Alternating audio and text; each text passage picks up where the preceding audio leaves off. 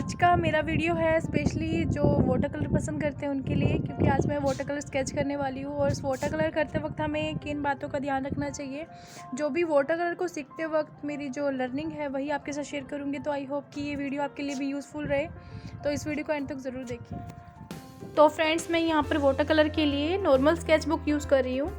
ये जो पेपर है 140 GSM का है और जो इसका सरफेस है थोड़ा सा रफ़ है। तो आप भी, आपके पास जो भी स्केच बुक है उसका आप यूज़ कर सकते हो। बस जो सरफेस होना चाहिए पेपर का वो स्मूथ ना हो, थोड़ा सा रफ़ हो, तो आप उस पर वाटर कलर प्रैक्टिस भी कर सकते हैं।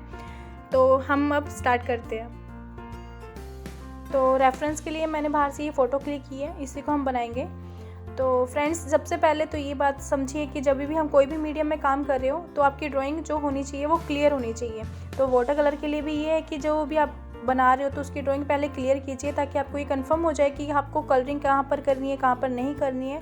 और जहाँ पे हम कलरिंग करते हैं तो वहाँ पे हमें ये होना चाहिए कि हम कौन से पार्ट को कलर कर रहे हैं। तो हमें जब ड्राइंग क्लियर होती है तो इस चीज़ को हम अच्छे से समझ पाते हैं कि हमें कहाँ पर कैसे काम करना है, कैसे कलरिंग करनी है। तो अपनी ड्राइंग को सबसे पहले क्लियर कीजिए कि कहाँ पर हमने क्या बनाना है।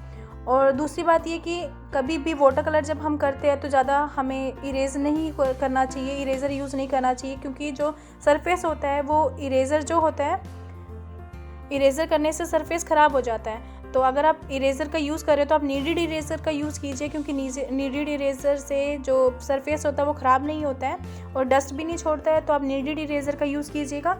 सिंपल इरेज़र का यदि आप यूज़ करते हैं, बार बार उसको मिटाते हैं, तो उसका जो पेपर होता है वो ख़राब हो जाता है और ज़्यादा अच्छे से टेक्सचर नहीं आ पाता है वाटर कलर का। तो वाटर कलर में तो पहली बात है कि इरेज़र यूज़ नहीं किया जाता है। तो अपनी ड्राइंग को संभाल कर निकालिएगा और लाइट निकालिएगा। तो अब मेरी यहाँ पर ड्राइंग निकल चुकी है। अब इसमें हम करेंगे कलरिंग। और कलर मैं यहाँ पर जो से यूज़ कर रही हूँ वो कर रही हूँ मैं आर्टिस्ट वाटर कलर यूज़ कर रही हूँ। और ब्रश मैं यहाँ पर ले रही हूँ 5 या 6 नंबर का ये राउंड ब्रश है जो मैं यहाँ पे यूज़ कर रही हूँ। हमें वाटर कलर करते वक्त सिर्फ 2 बातों का ध्यान रखना चाहिए, लाइट और डार्क एरियाज़ का। लाइट एरिया को बचा के रखना चाहिए और डार्क एरियाज़ को हमें डायरेक्ट डार्क नहीं करना होता है, वहाँ पे लेयरिंग का यूज़ करना होता है। और डार्क एरियाज़ में भी आपको डायरेक्ट ब्लैक कलर यूज़ कभी नहीं करना चाहिए वाटर कलर में। आप पर्शियन ब्लू को यूज़ कर सकते हो, बाकी कोई भी डार्क और कलर आप यूज़ कर सकते हो।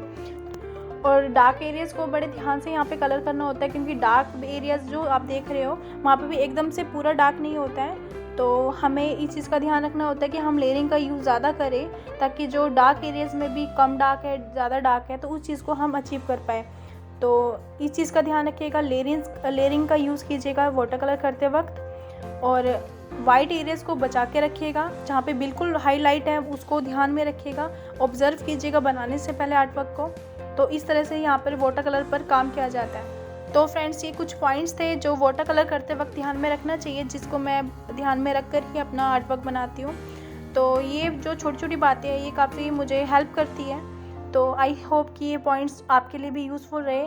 और सबसे मेन बात, जब भी हम वाटर कलर की प्रैक्टिस करते हैं तो कभी भी हमें डर के काम नहीं करना चाहिए, क्योंकि जब हम डर कर काम करते हैं तो वहाँ पर हम सीखते कम है, क्योंकि हमारा ध्यान गलती ना हो जाए इसी पर ज़्यादा रहता है। तो गलती करो, कोई प्रॉब्लम नहीं है, क्योंकि हम जब गलती करते हैं तभी हम सीखते हैं। तो गलती को ध्यान में ना रखकर इंजॉय करते रहना चाहिए। जब भी हम कुछ भी नया आर्टवर्क बनाते हैं तो इंजॉय कीजिए उस प्रोसेस को, और क्या हम नया सीख सकते हैं हर एक आर्टवर्क में, उस पर ज़्यादा ध्यान देना चाहिए। तो जिस तरह से मैंने यहाँ पे फ़ोटो क्लिक की है, तो इस तरह से आप भी फ़ोटो क्लिक कीजिए, एक्सपेरिमेंट कीजिए।